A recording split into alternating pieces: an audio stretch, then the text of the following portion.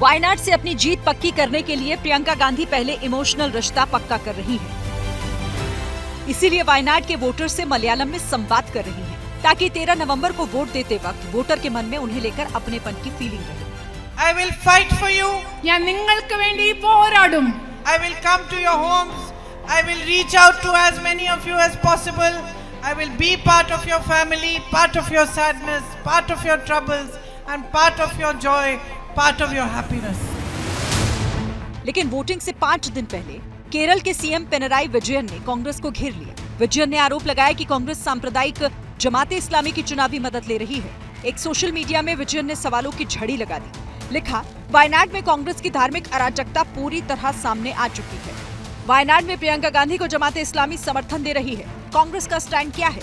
क्या ये संगठन लोकतंत्र में कहीं स्टैंड करता है? क्या कांग्रेस को हर तरह की सांप्रदायिक ताकतों का विरोध नहीं करना चाहिए? क्या कांग्रेस जमाते इस्लामी के वोट लेने से इनकार कर सकती है? केरल में कांग्रेस और लेफ्ट भले ही आमने सामने हों, लेकिन लेफ्ट इंडिया अलायंस में भी है।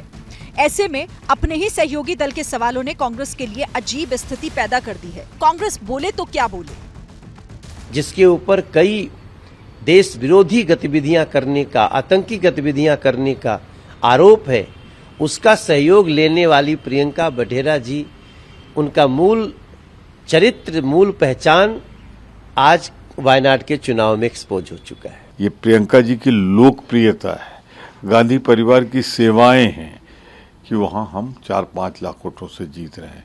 तो मुख्यमंत्री जी, कायदे से तो आपको उम्मीदवार वहाँ नहीं खड़ा करना चाहिए था, क्योंकि हमारा सिटिंग सीट थी। पिनराई विजयन ने ऐसे वक्त जमात वाला दाव खेला है जब 3 दिन का ही चुनाव प्रचार बचा है। कांग्रेस की दिक्कत यह है कि चुनाव के ऐन वक्त अगर जमात से सियासी जुगलबंदी का बढ़ चढ़कर खंडन करती है तो कहीं मुस्लिम वोटर बुरा न मान जाए। वायनाड लोकसभा सीट पर 46% मुस्लिम वोटर्स हैं, जबकि हिंदू मतदाताओं की आबादी 42% है। तीसरा बड़ा वोट बैंक ईसाइयों का है, जो 12% है। यानी वायनाड में मुस्लिम वोटर निर्णायक भूमिका में है, जिसने मुख्य चुनाव में राहुल गांधी को एक तरफा जीत दिलाई थी। इसीलिए जब 2 दिन पहले प्रियंका ने अजान की आवाज सुनकर अपना भाषण रोका था, तो वो जानती थी कि वायनाड में उनका कोर वोटर कौन है और उसे कैसे कनेक्ट करना है। 2019 लोकसभा चुनाव में वायनाड में राहुल को 65% वोट मिले थे, जबकि 2024 में राहुल को वायनाड में 60% वोट मिले। दोनों बार राहुल गांधी की सीधी टक्कर लेफ्ट उम्मीदवार से थी। एक राजनीतिक अटकल ये भी लगी कि कहीं विजयन का ये बयान प्रियंका को ही फायदा पहुंचाने की कोशिश तो नहीं। आसार कम है, क्योंकि वायनाड में लेफ्ट ही कांग्रेस की टक्कर में है। कांग्रेस की तरफ से प्रियंका गांधी उम्मीदवार है। बीजेपी ने नव्या हरिदास को मैदान में उतारा है। वहीं लेफ्ट से सत्यन मोकेरी ताल ठोक रहे हैं। ये भी संभव है कि कांग्रेस और जमाते इस्लामी को एक तराजू में तौलकर लेफ्ट खुद को कांग्रेस से बड़ा सेक्युलर बताने की ब्रांडिंग कर रहा हो, क्योंकि आगे 2026 का भी चुनाव है।